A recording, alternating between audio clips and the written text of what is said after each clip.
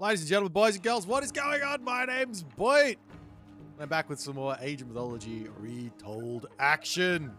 Spawning in the top right of the map, it is Craghack playing as Odin. His opponent today in the red color playing as Fushi. His name is Keto. Wait, you don't recognize me? Guys, we smashed the crowdfunder, right? We got more than 6K. I have to shave. That's the rules. I didn't want to. Don't worry, it'll come back. You'll get used to it, and then it'll come back, and then you'll get used to that. It's going to be fine. We don't have to overreact. Or do. I don't care. One of the two. We're on the map Giza here, and Keto here is going to be showing us some of his new and improved Fushi. I'm pretty excited to see what he's going to come up with. I've had my own personal couple of ideas to play around here with Fushi. I've had a little go of it myself in a couple of different matchups with mad success. I'm pretty excited to see Keto going for some of these ideas. I did have a little cheeky sneak peek at a certain minor god that he picked in this game, so I am somewhat interested to see how that's going to go. Craghack, on the other hand, he's been experimenting a lot more with how to make the raiding cavalry work. A lot of people are kind of the opinion, a lot of competitive players and competitive Norse players are of the opinion that the raiding cavalry is not too strong. Missing the fact that the raiding cavalry actually has some of the best stats of any cavalry unit in the game. Only difference is that it is 2 population and everything else is 3, which does change things quite a bit in the dynamics against an archer. But, you know, if you understand what that means, then you can potentially find yourself some advantages around that. Nonetheless, let's take a little look-see at the relics and see if there's going to be any impact there. We've got the Tusk of the Iron Boar, huge relic here for both players. Definitely a must pick up. Has anyone spotted it? No and no. Over into the next position, we've got the Ankh of Ra, always nice for a little bit of extra favor. Income, can't say no to that. Tailed Feathers of the Heaven, another huge relic here in the middle for anyone wanting to make infantry units. And we do see the first relic getting picked up, the Girdle of Hippolyta. Ranged soldier hit points plus 10%. That's got to feel really, really nice to have. One of the weaknesses of Norse is definitely that they don't have any counter ranged units. They've only got counter ranged melee units, which does mean that the power of China in the heroic age, in the Chuko Nu, does get to be unlocked in its most fullest of varieties. It's very, very, very strong, that Chuko Nu. Nonetheless, Freya will be coming through. We do see Chi Yao as the god of choice here for Keto. Keto only goes for 2 Kwafu here, which is kind of interesting because, well, normally you see right now a lot of the Chinese players going a little bit slower to the classical age and greeting out that 3rd Kwafu, but it does make things a little bit tricky as an Imperial Academy is going to be attempting to get shot up here by the peasants. Surprised to not see the Kwafu going for this, expanding out that favored land, but Craghack here is on the way, and that there is going to be a very upset villager as the Valkyrie searching into the main base for any little bits of damage. We do have that one Yatsa making its way around the outsides of the map as the Pioneers will need to pull over here and deal with this. We've got another Imperial Academy getting thrown up now for Keto, as he's like, I better get my my Najjar out, otherwise we're going to have some troubles. This one villager in there will be able to pull back into the tower, keeps himself alive. Najjar still not coming through. Crazy amounts of damage here onto the Keto economy, even though he advanced really quickly. I think this could have been avoided if he did decide to drop the Imperial Academy immediately with a Kwafu, but that's not what happened, as even more units now starting to come in. The Pioneer does dive for the tower there as the weak villager, the weak peasant, going to be pulling back into the town center, and there goes the Najjar. He is out.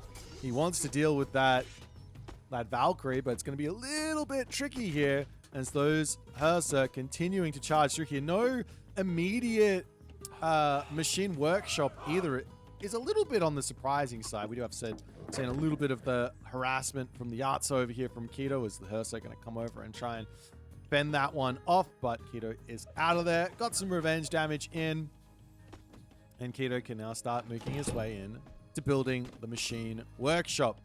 Does have a lot of favor in the bank. Hasn't really been able to spam out the Kwafu like he would have liked to after that early pressure. So Kraghack does get some nice damage, some nice early game threats here. We've got now the halberdiers coming through, fire archers. We've got pickaxe, hand axe coming through as well.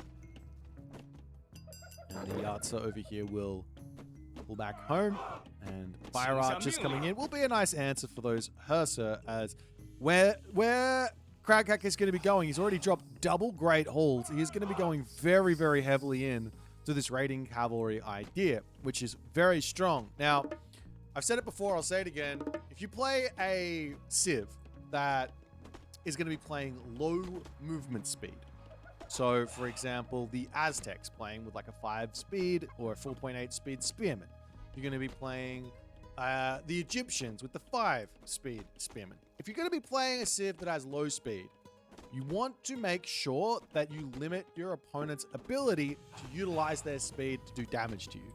And what Keto is going to be doing here is simply throwing up walls. And this prevents the raiding cavalry from getting in here and causing problems.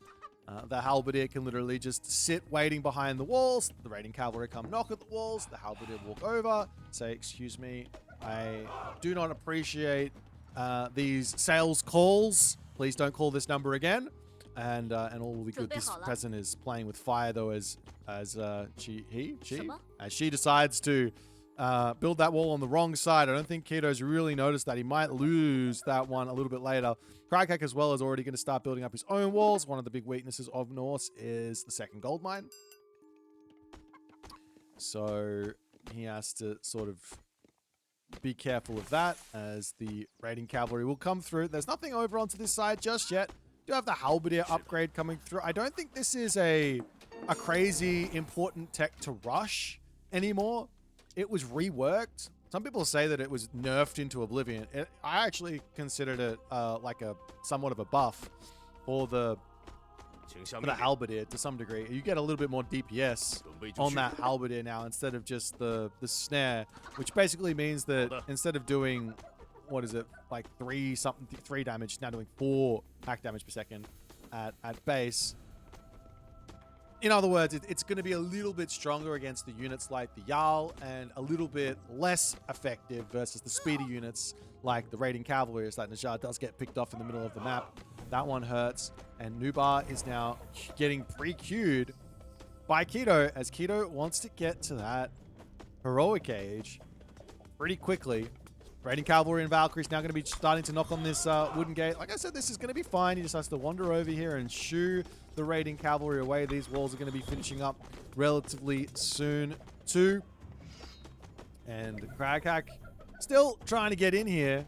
Of course, he will not be able to, as a villager gets brought over, and we'll repair this up. So a little bit of trading here. Not a crazy amount of damage caused, but a little bit. Enough that Keto has to react, and Keto now will drop his own armory up onto this side. He's got the resources to go to the heroic age, and his gold mine has only got 500 gold left in it. This is a pretty wild decision, I think, from Keto. Generally speaking, the Chinese player is going to want to spam units and then never stop spamming units because, well, you have this lightning weapons technology, which is obviously going to scale with the amount of units you've got out. Whereas Keto goes to the heroic age here and says, no, I don't want to do it that way. Let's go for a slightly different one. We're going to get some stronger tech. Got a lot of resources in the bank to potentially spam out those Chuko Nu, if that's what he wants to go for. I do not know. Or he can go into something else. Maybe some Tao Tie, I don't know. He's also got the Peach Blossom Spring over here for an extra 1,300 gold. Just going to allow him to get himself out basically enough units to then move over and grab his gold mine. As this Yatsu continuing to cause some problems here, but will end up getting sniped. Nice little pick there as Keto. I'm not exactly sure how much damage he's got done, but if you take a look at the villager differential, this is mostly just in Kwafu numbers. There's 7 Kwafu here. You kind of have to take off around about 6 or 7 villagers from this total here. So I think Craghack hasn't really taken any damage. It's just been that Keto hasn't taken any damage himself as the Machine Workshop is coming through. And are we going to see Chikonu? That's my question. We are seeing Taotie here for Keto. I love this. I think these Taotie are going to be absolutely crazy strong. And he's getting the rock solid tech as well. So for those of you who don't know, this technology used to be basically worthless. Now it makes the myth units more tanky, and a little bit of a high five. It makes the myth units more tanky, and it means that they do some reflection damage, like thorned walls from Demeter. There's the raiding cavalry. Check out this position. Keto says, if you want to go that way, no worries, you can. You're going to have to deal with my Tao TA over here, as that's going to eat up 1 raiding cavalry. He doesn't even... Oh, yes, he does want to sit here. And Keto's going to try and push back away from this one. He still doesn't have his... rock solid tech. Now he does. Now look at this damage that he's doing. I'm pretty sure it does go into this tally. He is getting a very healthy amount of damage done. If he dropped that special here, we would do even more as the Tao TA falls. But look at all that damage onto those raiding cavalry. I mean, it doesn't look like a lot because, well, no one really died. And they're all going to heal back up because he's Odin. But if you take I mean, it's down to 70 HP. That's something. That's not nothing.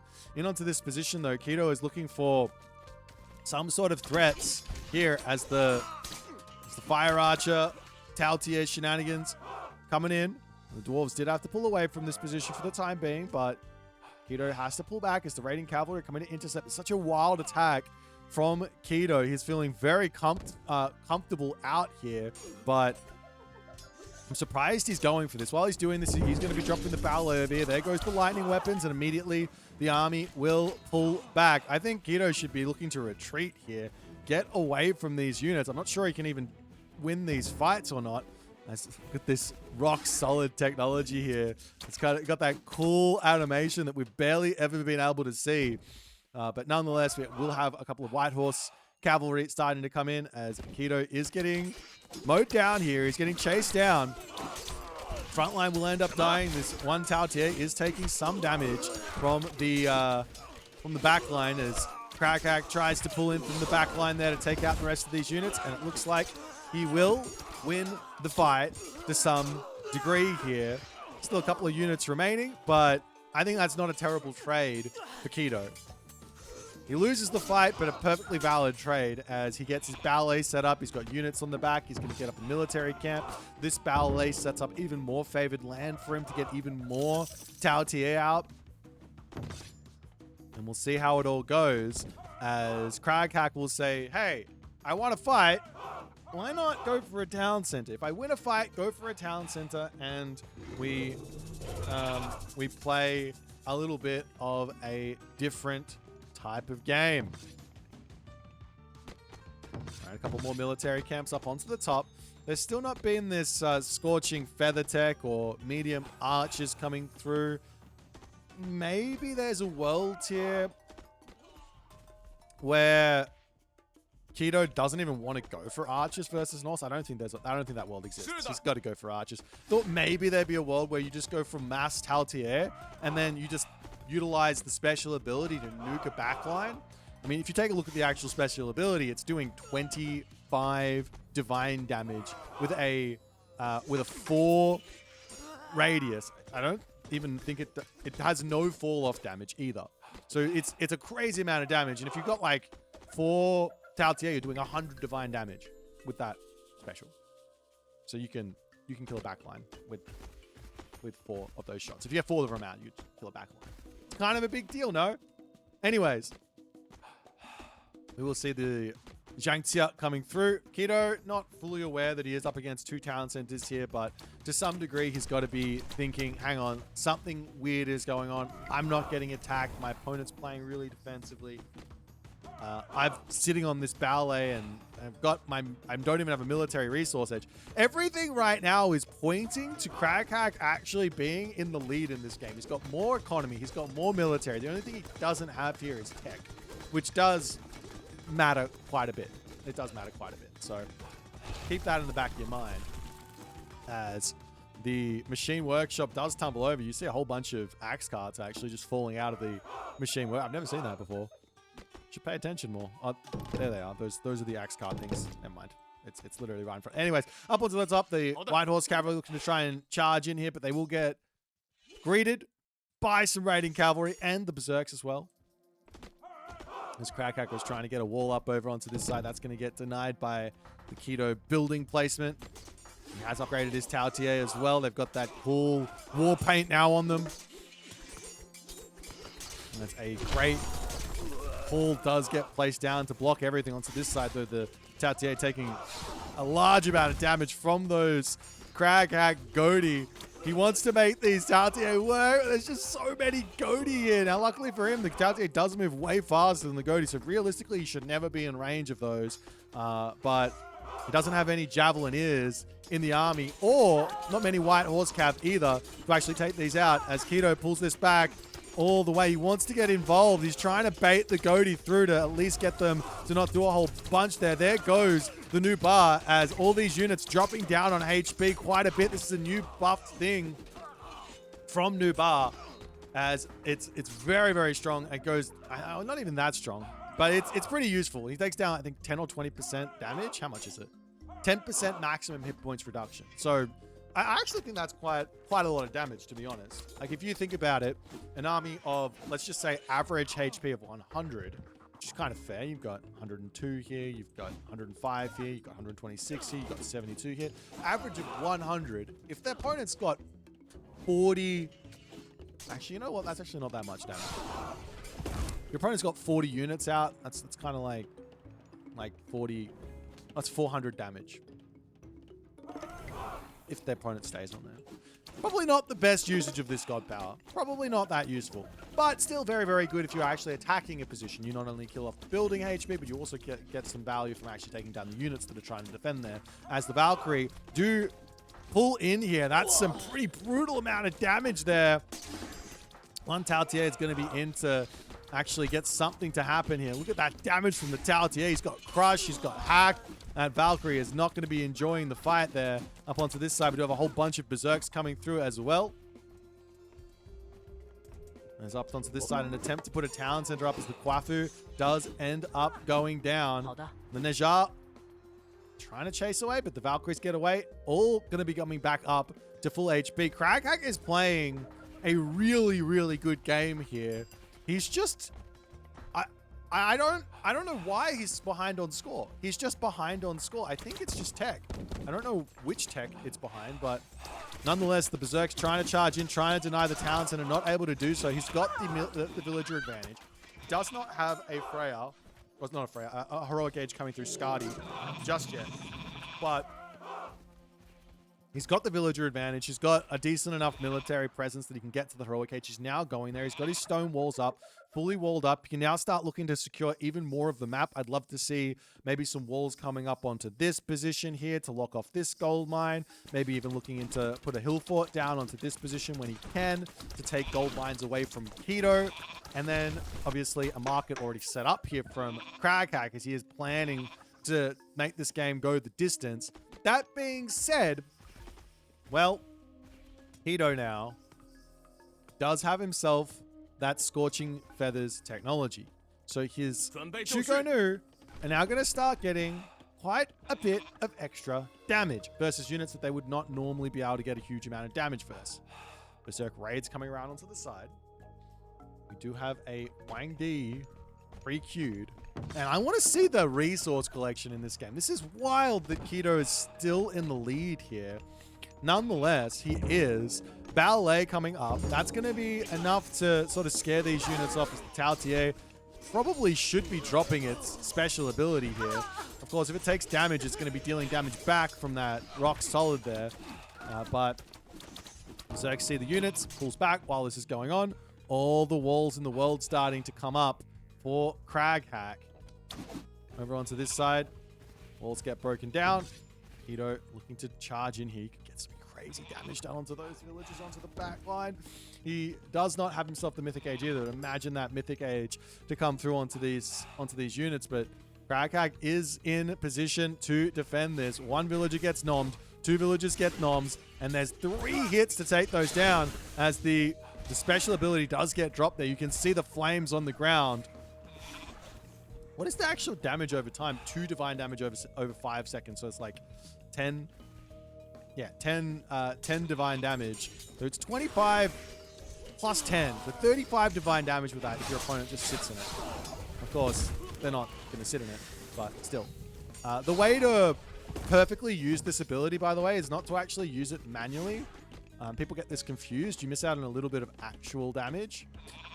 With this, of course, you get what you get, but you miss out on a little bit of extra damage. You want to go and, when you use it, you want to turn it onto autocast and then right-click on the unit that you want it to attack. That'll get you a little bit more. And that's similar to pretty much every special ability in the game. Like, for example, the Centaur special, if you use that manually, it misses out on its front-loaded damage by a little bit.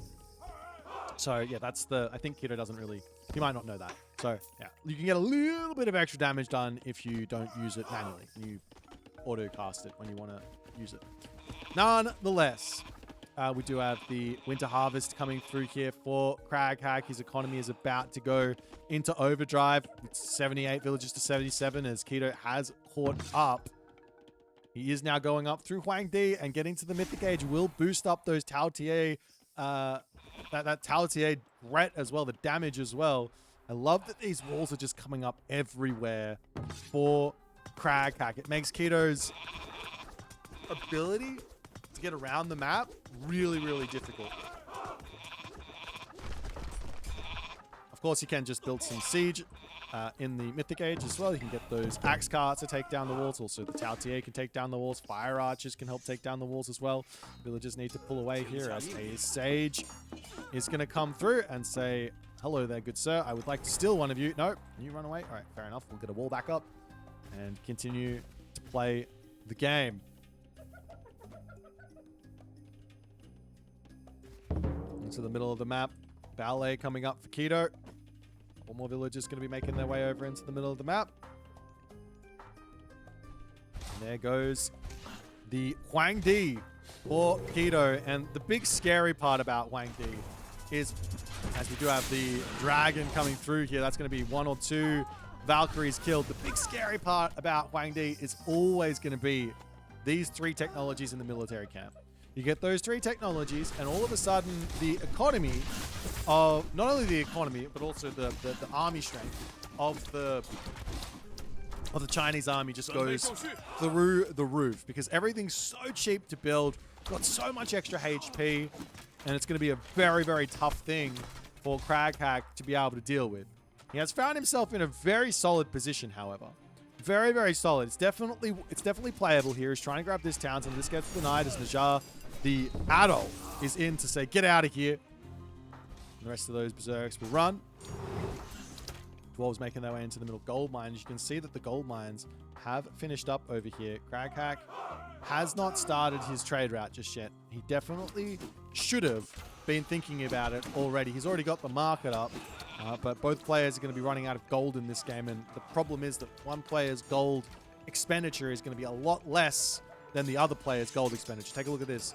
You've got the Fire Archer at 35 gold. You've got the Halberdier at 35 gold. You got the Raiding Cavalry at 50 gold. You got the Throwing Axeman at 40 gold. You got the Hersir at 40 gold. Everything, the Jarl at 80 gold. Everything here is a ton of gold for Kraghack. He needs that trade route started very, very, very quickly.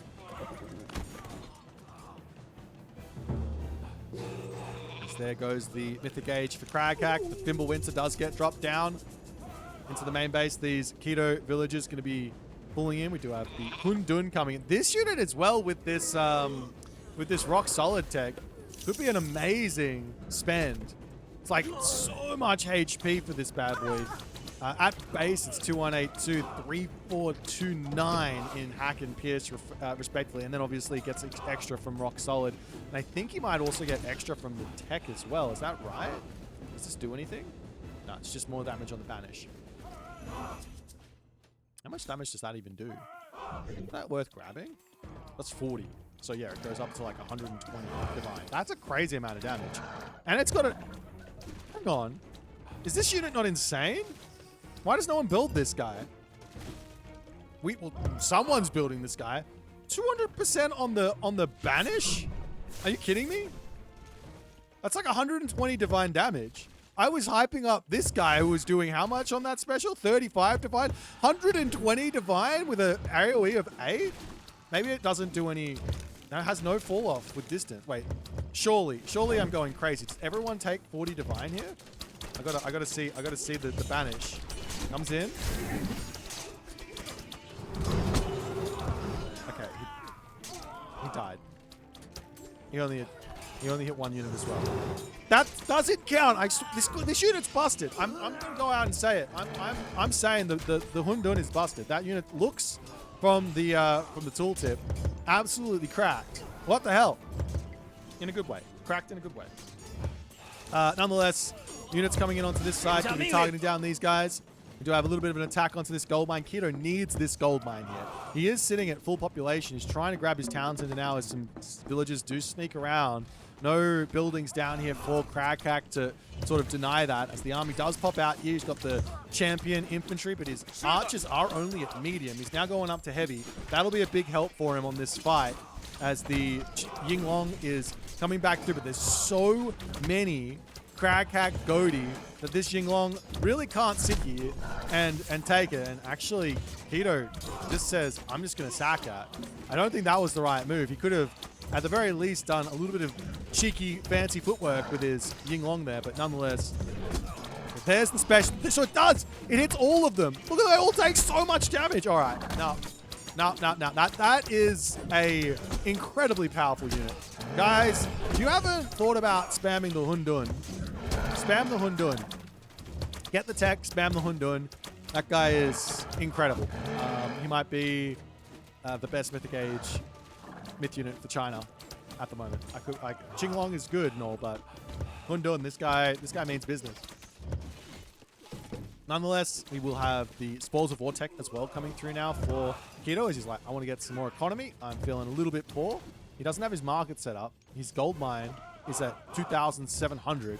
He does have a Beach Blossom Spring that he could drop for a little bit of extra gold, but it's not very much. How much do you get in the Mythic Age? None? It's just the same. It is just the same. So, yeah, gold is going to be expiring for both players, but Kraghack has started his trade route. He's got himself 12 box caravans. His gold mine's got 600 left in it. Keto, he's got 2,000 left in it. A very, very dangerous position for Keto, Severo, Jones, Bones, Malone. Wait, does he not have a market? Surely he has a market. He does. He's training caravans in the most suboptimal way possible, but just getting started before he moves into his corner is my guess. But great defense here from Kraghack. Kraghack is making this game so competitive here.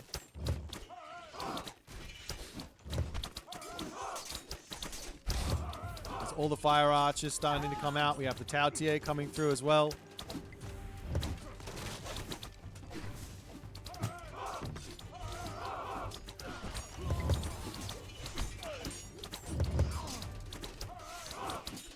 Tautier ends up going down there as well, but more coming through as... I mean, you have to remember, if Keto wasn't building this myth unit, those heroes wouldn't be here. And then all of a sudden, Kraghack's army is probably doing a lot better. So it's like you force out the heroes, and he's overbuilt them to deal with the myth units, and then all of a sudden, Keto's army just wins the fights.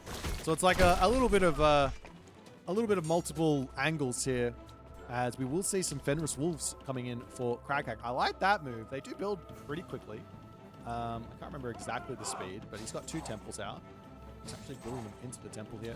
Where's the other temple at? Yeah. You guys build that nowadays. 12 seconds? You can get yourself up to the 6 Fenris Wolves you need to start looking for raids and things like that. Villagers are finished up on this gold mine. Temple coming up on the front here for Keto. He's got 1,000 gold in the bank. He does have 19 trade caravans, but they are very inefficient. 53 gold a trip, but better than nothing.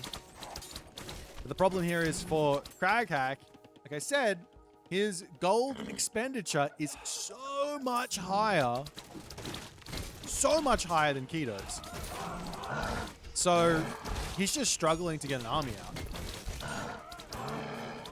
And I'm not really sure what he can do at the moment. The other thing is there's this Scorching Feathers technology helping make the myth units a lot weaker here as that Nijar comes in and brutalizes the Fenris Wolves. I don't know about a Fenris Wolf brood into the army of a China. I thought maybe utilize the speed against the slow units and look for something else, but that there in the end is the game, as Craghack is not quite able to make it happen.